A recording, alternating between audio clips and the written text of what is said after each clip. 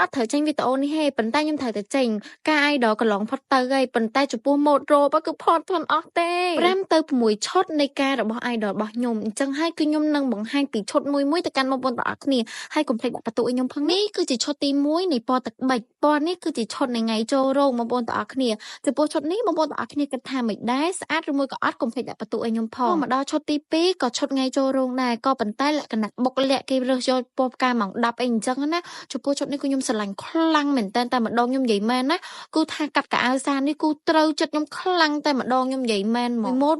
មិនមែនធ្វើឲ្យរួចពីដៃទេទាំងដិនទាំងប៉ាក់ទាំងត្បូងទាំងអីគូលេងមកចាស់ដៃមកឆ្ងាញ់តែម្ដងនិយាយទៅនៅពេលដែលពាក់ទៅគឺថ្លៃថ្នូរមែនតើចូលមកដល់ឈុតទី3គឺជាឈុតពេលព្រឹកនៃថ្ងៃការតែម្ដងឈុតទី3នេះរចនាមកគូស្អាតខ្លាំងណាបងប្អូនខ្ញុំនិយាយមែនណាបងនៅក្នុងកម្មវិធីនៅពេលដែលគាត់ដើរឃើញខ្ញុំដើរជួបគ្នាអីអញ្ចឹងណាគឺគាត់តែងសរសើរថាប៉ាកែហើឈុតម៉ែឈុតស្អាតម៉ែអីអញ្ចឹងទៅឈុតបែបខ្មែរគឺខ្ញុំបានបង្ហាញរួចហើយប៉ុន្តែឈុតពេលល្ងាចនេះវិញនេះបងប្អូនអូយនិយាយទៅឈុតនេះគូថា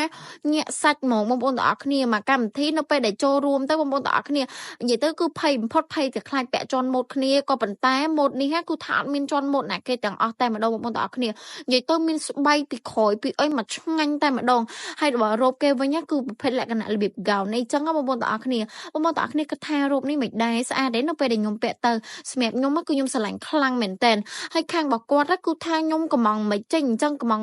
ញុំស្រឡាញ់ត្រង់នឹងតែម្ដងហើយម៉ូតរូបនីមួយគឺស្អាតតែម្ដងហើយអត់ទាន់អស់ឈុតទេណានេះគឺជាឈុតចុងម៉ោងចាម៉ោងគេរំគេអីហ្នឹងគឺថាខ្ញុំកំងបែបរបៀបពលីងរបៀបអីអញ្ចឹងបងប្អូនអូយយល់អីហ្នឹង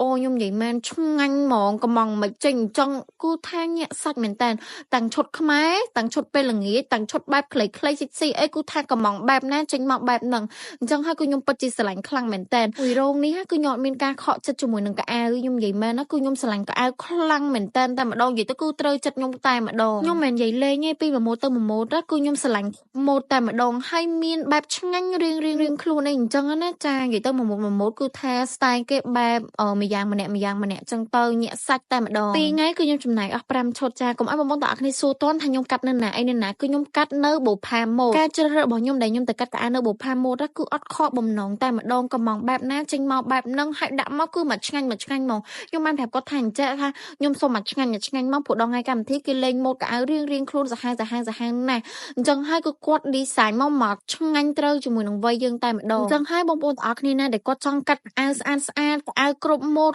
ទាំងកៅអៅខ្មែរកៅអៅពេលល្ងាចកៅអៅស៊ីកាទៅកម្មវិធីណាផ្សេងក៏ដោយបងប្អូនទាំងអស់គ្នាអាចសាកកាត់នៅហាងបុប្ផាម៉ូតបានណាព្រោះថាខ្ញុំអត់និយាយលេងទេបងប្អូនទាំងអស់គ្នាគឺម៉ូតរបស់គាត់គឺស្អាតតែម្ដងស្អាតខ្លាំងមែនតើបើសិនជាបងប្អូនទាំងអស់គ្នាដែលគាត់បានជួបខ្ញុំនៅក្រៅគឺគាត់ប្រកាសជាដឹងហើយព្រោះអីពីមួយម៉ូតកៅអៅទៅមួយម៉ូតកៅអៅនៅពេលដែលខ្ញុំបានជួបបងប្អូននៅក្នុងថ្ងៃកម្មវិធីការបោះចព្រឹកគឺគាត់តែងតែសរសើរតែម្ដងអញ្ចឹងបងប្អូនទាំងអស់គ្នាអាចជ្រើសរើសបុប្ផាម៉ូតបានណា